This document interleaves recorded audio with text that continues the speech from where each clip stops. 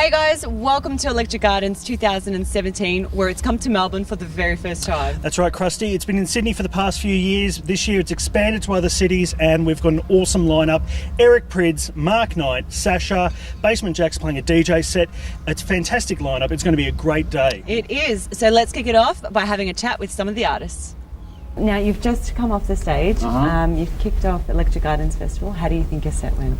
It went really good. You know, still if it was early, so people were arriving to the site. But it's always fun to play. You know, we party in such a great festival with amazing other DJs. So, you know, regardless that it was early, it was still very much fun to play. Yep. Now you played for an hour and a half today, and tonight you're playing for 4 hours. I'm playing for 4 or 5 hours. Yeah. Yeah. That's what I usually do. Yeah. And how do you prepare differently for, I suppose, a shorter set as opposed to a longer set? Well, you know, normally I do longer sets. That's probably 80% of my sets are like that, because I like to, you know, to play, you know, slow transitions. You know, start very slow and then build and build, and maybe during the set taking down again. You know, the music I play is a lot of, you know, melodic, hypnotic stuff, so that works really well on a long term.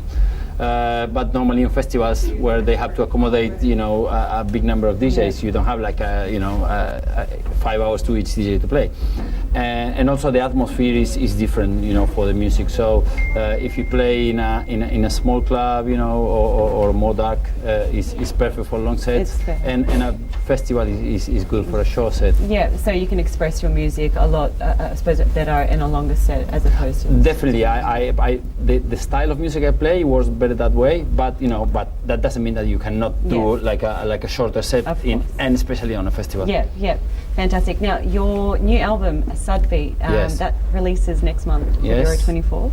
What can your fans expect from that album? Well, it's the second compilation I'm doing for Balance series. You know, Balance is the Australian company. You know, they're one of the coolest guys in the business of doing compilations and music distribution. And I had talks to them to have the chance to make like an introduction to my label Darkbeat. So it's a compilation based on the catalog of our label and artists that we work with, and I'm super happy with it. You know, the first reviews start just coming this week, and they are really good. So we are all pleased. You know, as I said before, related to the music I play in my sets. You know, there is 2 CDs. The first one is more slow, down tempo. You know, moody, and then the second one is more club stuff, the usual, and it works really well. You know, I have many friends being part of the compilation, and I did like 5 tracks.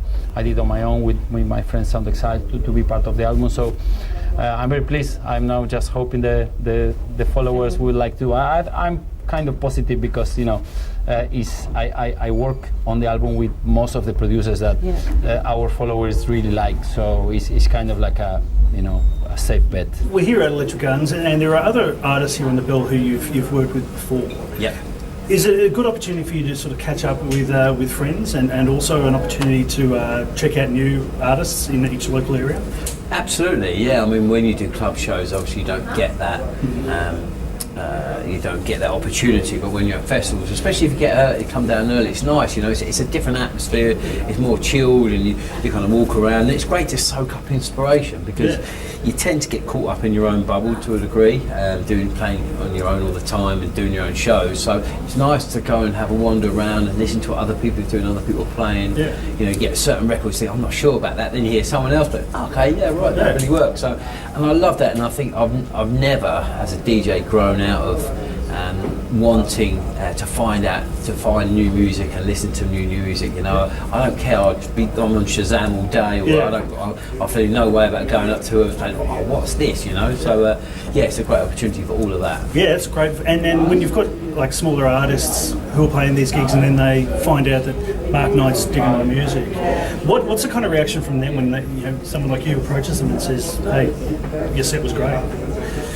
I don't know really. I mean, I don't tend to think, you know, if I don't kind of like to create any hierarchy. I'm not really into all that. I just, you know, I love the music, and if I appreciate what someone's done, then, you know, I think the conversation is, you know, hopefully just orientated around music, and it stays in that way. But as I said earlier, I mean, I'm always hunting out new music, and eager to search out gems, and you know, as a DJ should be really. So yeah, you know, I like to go and meet new people, and hopefully we'll be some of that today. You know. Yeah, awesome. Well, about 12 months ago, you released A Year in the Life, and in 2016 you also had Ibiza as well as a single. You were talking about. I watched the documentary around A Year in the Life, and you were talking about stripping back your sound, going back to the underground and the more sort of clubby sound. What was it that sort of sparked your interest to want to go back to the early days?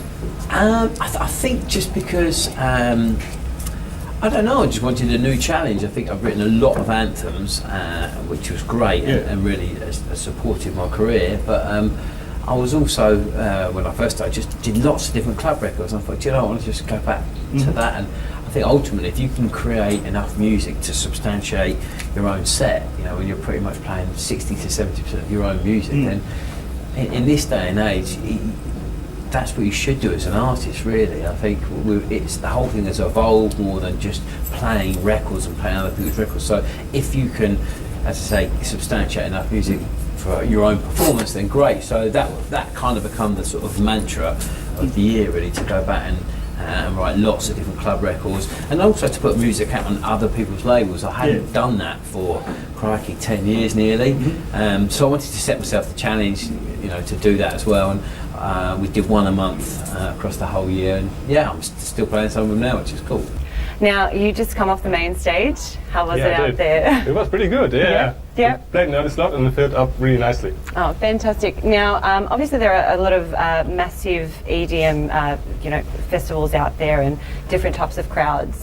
So how is the crowd different to the one in Europe as opposed to the one in Australia? Because it's a lot smaller. I don't really know if it's different, because if you have like lots of different festivals in Europe, the crowd's always like different.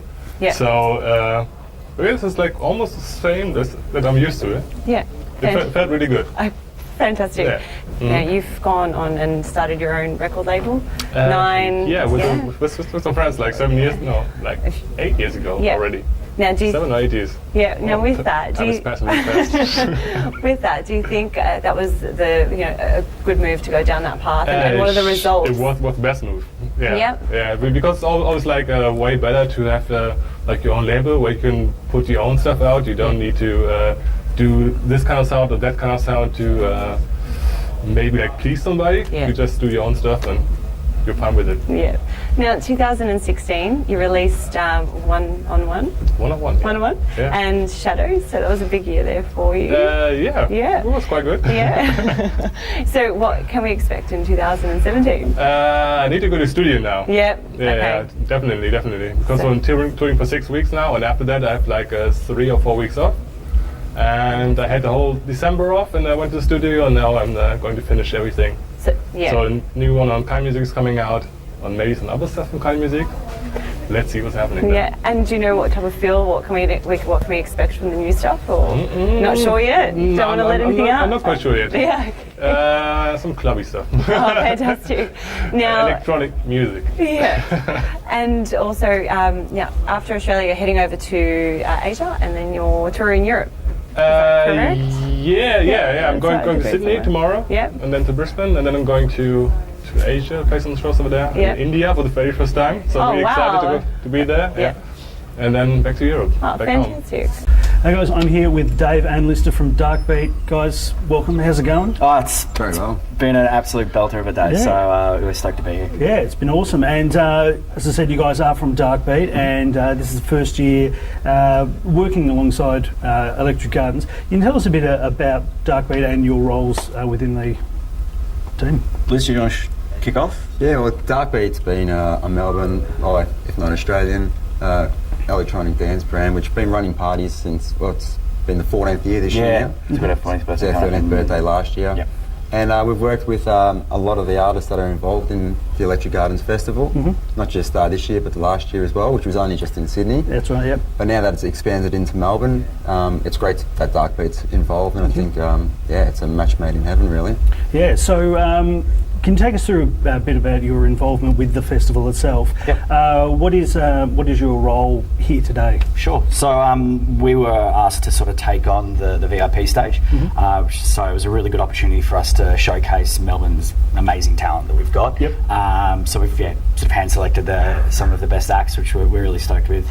And we also have Mark Knight is currently playing right now. Yep. So he's playing for a couple of hours just as the sun's setting. So pretty keen to get back out there, to be honest, and have a few drinks in the sun. Don't blame me at all. And so that's sort of how we're running the stage.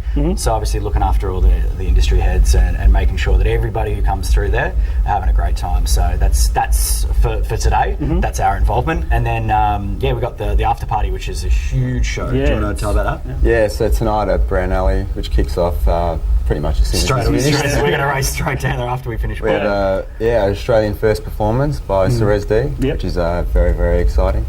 And that should be huge. And then that'll be in the main room downstairs. And then upstairs we've got a balance room with Hernan Cattaneo playing 4 hours. That's right. And the garden bar as well with some great local DJs. Yeah, no, it sounds awesome. And you guys are actually performing a bit later on yourselves.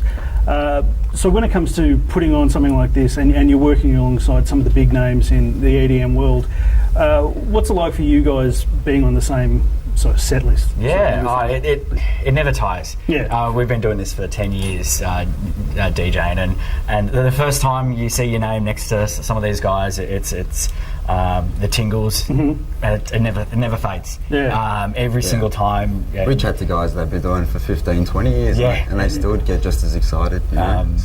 So for us, it's why we do it. Like at the end of the day, an opportunity to play music with some of your best mates. It's an honour. And these guys, I mean, we've looked up to them when we were kids, and to now call a lot of these guys friends as well. It's pretty surreal.